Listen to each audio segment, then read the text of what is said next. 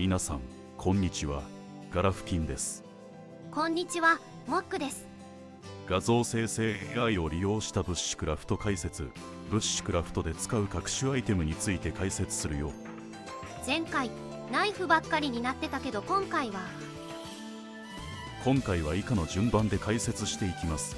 ノコギリ、斧、火起こし装置、水筒、ヘッドライト、レインウェア、シェルター、寝袋、マット、ファーストエイドキット、クッカー、カトラリー。じゃあ早速まずは GPT さんにおすすめの小切りの解説してもらいます。ではお願いします。ブッシュクラフトにおすすめのノコはいくつかありますが、中でも人気のあるものをいくつか紹介します。1、高木、焚き火ノコ 180mm。 焚き火ノコは軽量でコンパクトなホールディングノコです。刃長は 180mm で、太い焚き木でも楽に切ることができます。刃はステンレス製で錆びにくくお手入れも簡単です。グリップはラバー製で握り心地がよく滑りにくいのが特徴です。2、丸善、バタフライソー。丸善のバタフライソーは刃が2枚に分かれている折りたたみ式のノコです。刃長は 130mm で枝払いなどの細かい作業に適しています。刃はステンレス製で錆びにくくお手入れも簡単です。グリップは木製で握り心地がよく滑りにくいのが特徴です。3、シルキー、ポケットボーイ。シルキーのポケットボーイは非常にコンパクトなホールディングノコです。刃長は 105mm でポケットに入れて持ち運ぶことができます。刃はステンレス製で錆びにくくお手入れも簡単です。グリップは樹脂製で軽量で持ち運びやすいのが特徴です。4、ボレアル、ホールディングソー。丈夫な作りで長持ちするホールディングノコです。刃長は21インチで太い焚き木でも楽に切ることができます。刃は炭素鋼製で切れ味がよく研ぎやすいのが特徴です。握り心地がよく滑りにくいのが特徴です。5、オピネル、フォールディングソー。オピネルナイフのノコ切り板で枝払いなどの細かい作業に適しています。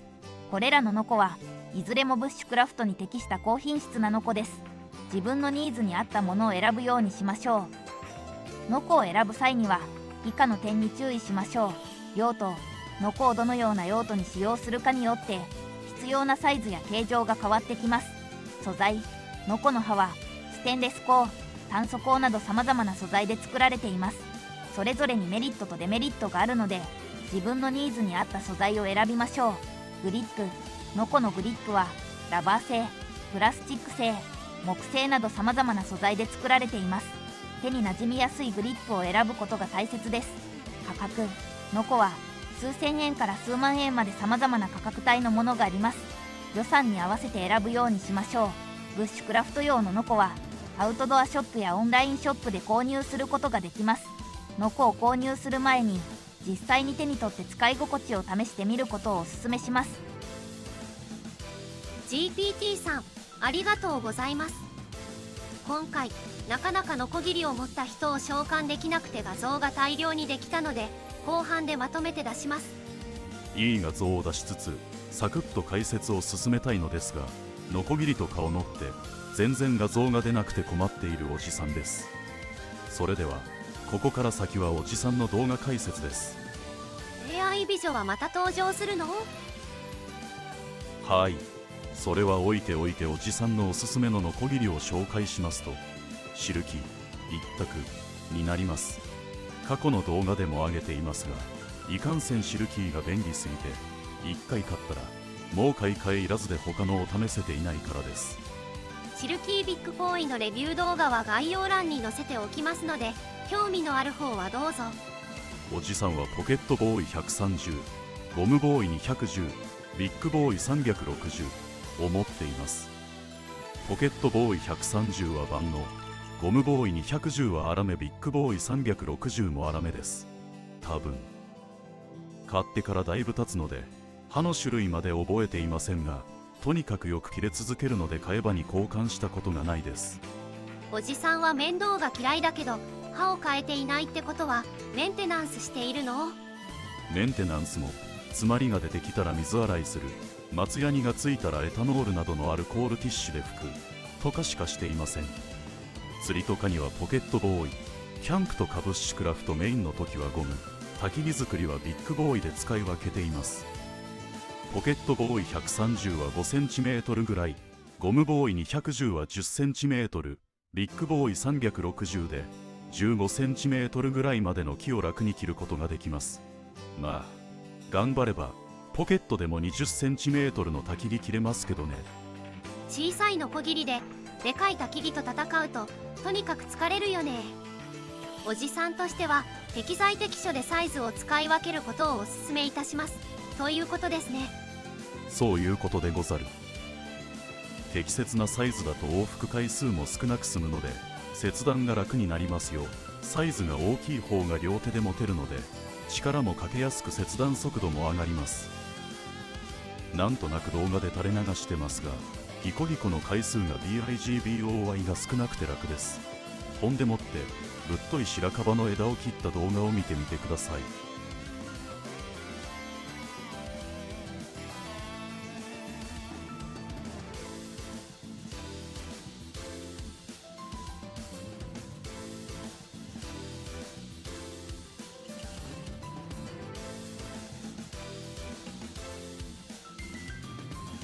シルキー脅威の切断力、片手であまり力を入れていないのにこれで薄。もっと太いのはこちら。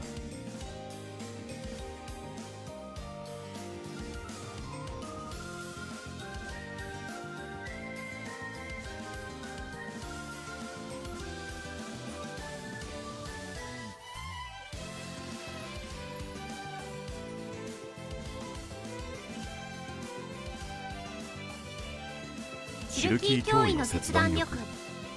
はい、それでは続けて斧を説明していくよ。まずはいつも通り GPT さんよろ。ブッシュクラフトにおすすめの斧を選ぶポイント。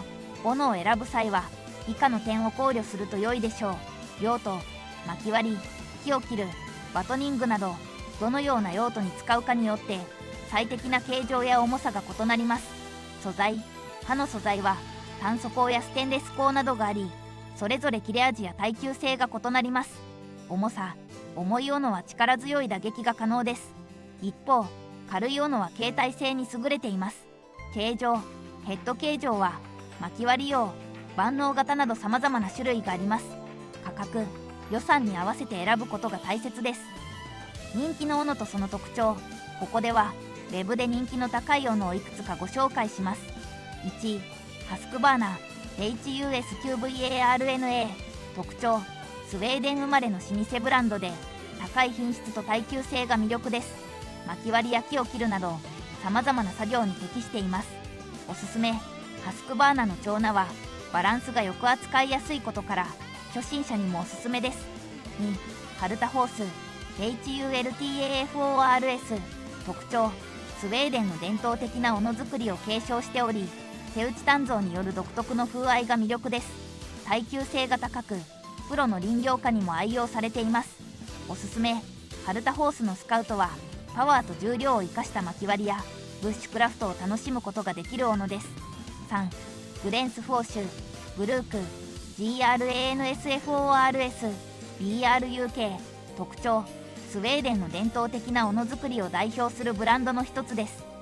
美しいデザインと高い品質が特徴でコレクターも多いです。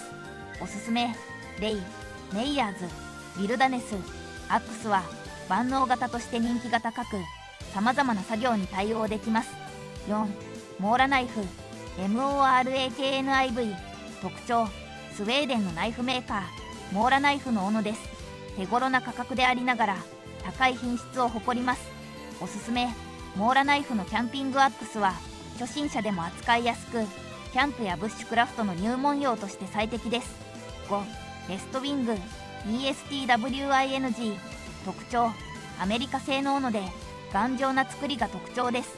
ヘッドと柄が一体型になっており耐久性が高いです。おすすめ、レストクのキャンプアックスは薪割りだけでなくテント設営などにも使用できます。その他蒸気以外にも日本のメーカーや海外のニッチなブランドなど様々な斧があります。斧を選ぶ際の注意点、柄の長さ、柄が長すぎると扱いにくい場合があります。自分の体格に合った長さを選びましょう。刃の角度によって薪割りや木を切る際の使い心地が異なります。バランス、斧の全体のバランスが良く振りやすいものを選びましょう。まとめ、斧を選ぶ際は用途や予算に合わせて自分に合ったものを選ぶことが大切です。実際に手に取って重みやバランスなどを確認することをお勧めします。 GPT さん、ありがとう。はい、それではおじさんおすすめの斧ですが、持っているのはグレンシュフォスのスモールフォレストアックスとミニハチェットアと勢いで買った CRKT のビルラータクティカルパックアックスです。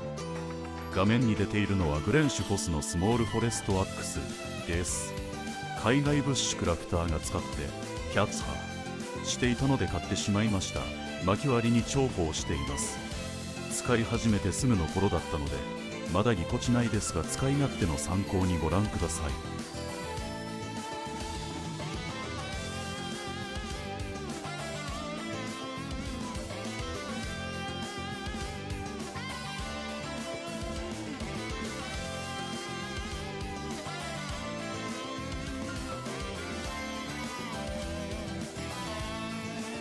ご視聴ありがとうございました。励みになりますので高評価、チャンネル登録お願いします。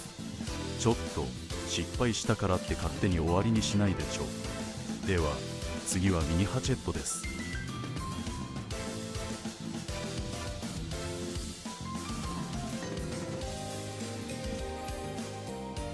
サイズなどについては画面の通り、使い勝手も動画をご覧ください。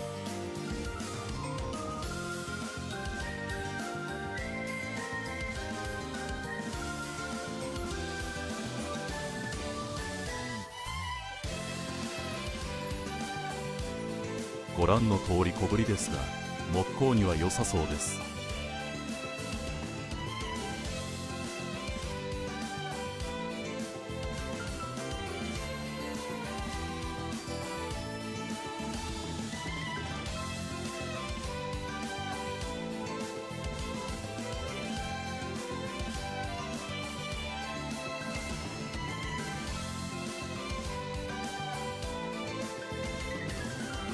斧なので手増えてはありますが、なかなか使いやすいやつです。最近使ってないな。時々使ってあげてね。最後は CRKT のボーラーアックスです。そこそこ重みもありますので、ちょっとした薪割りにも使えて便利です。バックパックに入れやすいのもの特徴です。ミニハチェットとスモールフォレストの中間ぐらいの重さになります。私の中では大中小で使い分けをしています。細い焚き火割りにはこれを使っています。ナイフでバトニングでも良いのですが、ナイフを大事にしているのでバトニングは基本斧でやるのがおじさんスタイルです。他にもいろいろな斧がありますので調べてみてくださいね。では次は火起こし道具について解説します。火起こし道具というとあれですね、火花出資油。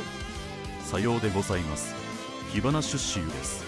ブッシュクラフターといえば火花出資油です。ファイヤースターター、メタルマッチ、ファイヤースチール、またはフェロセリウムロッドですね。フェロロッドを使って焚き火をすると一気にブッシュクラフト感が出ますね。フェロロッドの直径は 8mm 以上、10mm 以下が携帯性から見ておすすめです。おじさんはミソの工房社製のものを使っています。フェロロッドの直径は 8mm 以上、10mm 以下が携帯性から見ておすすめです。フェロセリウムロッドはどこのメーカーのものでも大体大丈夫だと思いますが、 13mm とかの超巨大なものは携帯性に劣るので注意してね。ちなみにフェロロッドみたいなマニアックアイテムは画像生成かなり失敗しました。さすがに万能とはいきませんね。 SDXL に対応できたのでもう少し思い通りに出るかと思ったけど、条件を絞り込む必要がありそうです。この辺りなんて焚き火もロッドも出てこなくて迷走しました。これはパッと見ソロストーブに着火しているように見えなくもない一枚。これはライターというよりファンタジー系の魔法アイテムか。ちょっと脱線してますよ。 AI 美女から戻ってこい。はい、ではおすすめのフェロロットを紹介します。まず BUSH CRAFT ブッシュクラフトオリジナルファイヤースチール 2.0。 これは日本では結構メジャーなものだと思うので YouTube で検索してみてね。ライトマイファイヤー、ライトマイファイヤー、ファイヤースチールスカウトアーミー。アーミーはちょっと太いやつです。なお、おじさんは間違ってスカウト無印を買ってしまい買い直したのだ。個人的に好きなものはエクソタックファイヤーロッド V2 です。握りが金属でかっこいいよ。あと特別枠としてお知り合いの野良道具製作所ノラスティック真鍮小真鍮削り出しハンドル 10mm ファイヤースチールゴールドも見てみてください。画像が全然関係なくてすみません。今回画像を作りすぎてしまったのです。紹介しているものは概要欄にリンクを載せておくので興味のある人は開いてみてくださいね。ご視聴ありがとうございました。励みになりますので高評価、チャンネル登録お願いします。あと他にもおすすめアイテムありましたらコメントいただけると幸いです。音声はボイスボックス四国メタンとボイスボックス青山流星でした。